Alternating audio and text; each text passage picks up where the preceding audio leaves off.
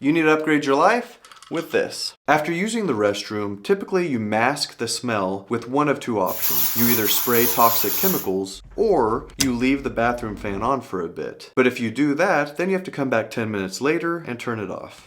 Today I'm going to show you how to install an automatic timer shutoff switch. So let's go over wiring. You're probably replacing a light switch with your timer switch. You'll have a black wire coming that will be your power. This will be energized.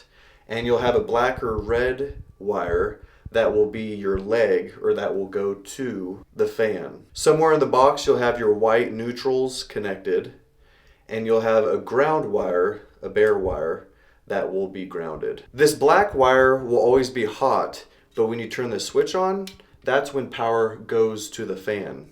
This is called the leg wire. It's a good idea to mark the hot wire because it'll be black, and sometimes your leg wire will be black as well. You don't want to get it mixed up. So to install this, just start disconnecting.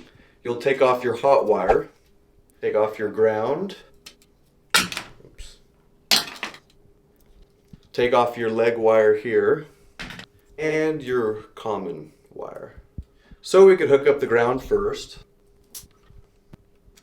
Now your hot wire will go to this black wire. Red wire is your leg, so that will go to your fan. So your leg wire has the red and connects to the wire that goes to your fan. Now mine is black, yours will be black or red probably. The whites to the white, the green to the grounds, and the black wire to the hot wires. Now just hide the wires inside your box and you're ready to go. Here's a diagram that may explain it better than I can. This has a nice bright LED light that also serves as a night light too.